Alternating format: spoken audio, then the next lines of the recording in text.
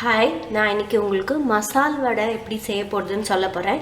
இதுக்கு தேவையான பொருட்கள் என்னென்னா கடலைப்பருப்பு 1 கப். நான் அதை ஒரு 4 மணி நேரத்துக்கு முன்னாடியே ஊற வச்சு தண்ணியெல்லாம் வடித்து எடுத்து வச்சுருக்கேன். ஆனியன் பெருசு 1 நறுக்கி வச்சுருக்கேன், பொடி பொடியாக நறுக்கி வச்சுருக்கேன். கொத்தமல்லி கருவேப்பிலை அதில் போடுறதுக்கு, பச்சை மிளகா ஒரு 6 எடுத்திருக்கேன் நான், பச்சை மிளகா 6, அப்புறம் பூண்டு 1 பல், இஞ்சி ஒரு 4 துண்டு. நான் பூண்டு நிறையா போடல, உங்களுக்கு எவ்வளோ வேணுமோ அவ்வளோ நீங்கள் போட்டுக்கலாம். சோம்பு 1 டீஸ்பூன், அரிசி மாவு 1 டீஸ்பூன், எண்ணெய் பொரிக்கிறதுக்கு தேவையான அளவு, உப்பு தேவையான அளவு. இப்போ இதை எப்படி அரைக்கிறதுன்னு பார்க்கலாம். முதல்ல நம்ம இந்த பச்சை மிளகா, இஞ்சி, பூண்டு, சோம்பு இதை அரைச்சிக்கலாம்.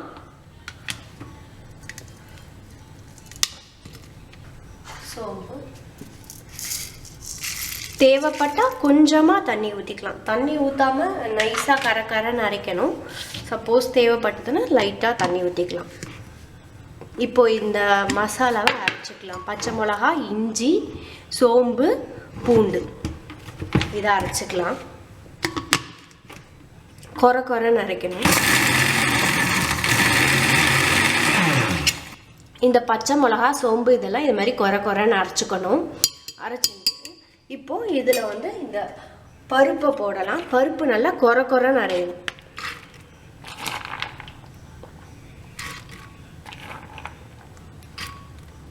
ரொம்ப கொரப்பும் இல்லாமல் ரொம்ப நைஸும் இல்லாமல் நிதானமாக.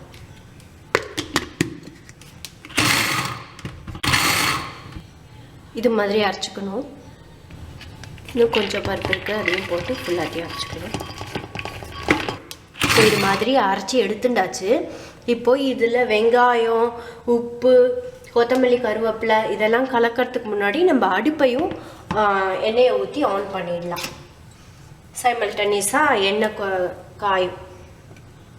பொரிக்கிறதுக்கு தேவையான அளவு எண்ணெய்.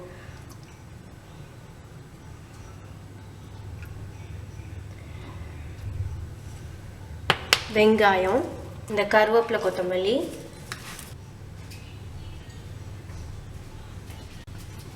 இப்போ இதில் வெங்காயம், கருவேப்பிலை, கொத்தமல்லி போட்டு கலந்து வச்சுருக்கேன்.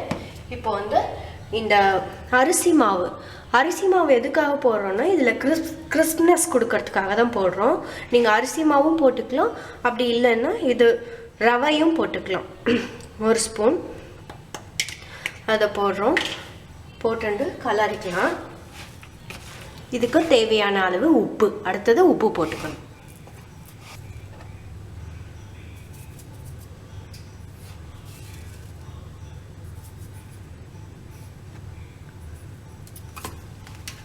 இப்போ இதை நல்லா கலரிக்கலாம். உப்பு போட்டாச்சு. நான் பூண்டு ரொம்ப கம்மியாக போட்டிருக்கேன். உங்களுக்கு பூண்டு நிறையா வேணும்னா பூண்டு நிறையா போட்டுக்கலாம். அப்புறம் இந்த கருவேப்பிலை, கொத்தமல்லி கூட மின்ட் லீஃப் இருந்ததுன்னா அதுவும் போட்டுக்கலாம். சின்னமன் ஸ்டிக் தேவைன்னா அதையும் போட்டு அந்த மசாலா அரைக்கும் போது அதை அரைச்சிக்கலாம். உங்கள் விருப்பம்.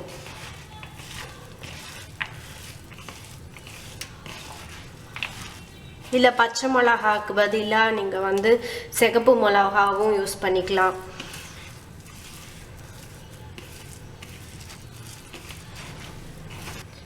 இப்போ பார்த்தீங்கன்னா எண்ணெய் காஞ்சிடுது. நம்ம இப்போ இதை போடலாம்.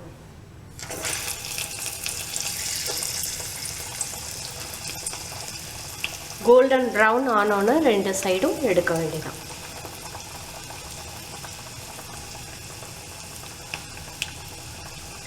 இந்த சைஸ் பால்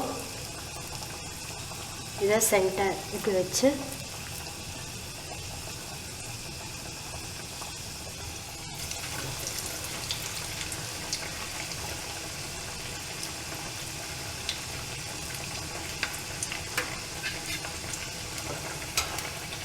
திருப்பி விட்டுக்கோங்க.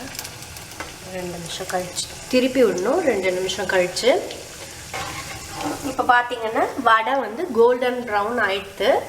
இந்த ஸ்டேஜில் எடுத்துடலாம்.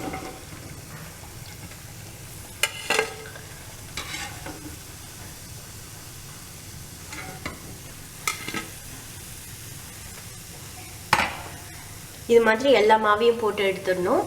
இப்போ சுட சுட மசால் வடை ரெடி.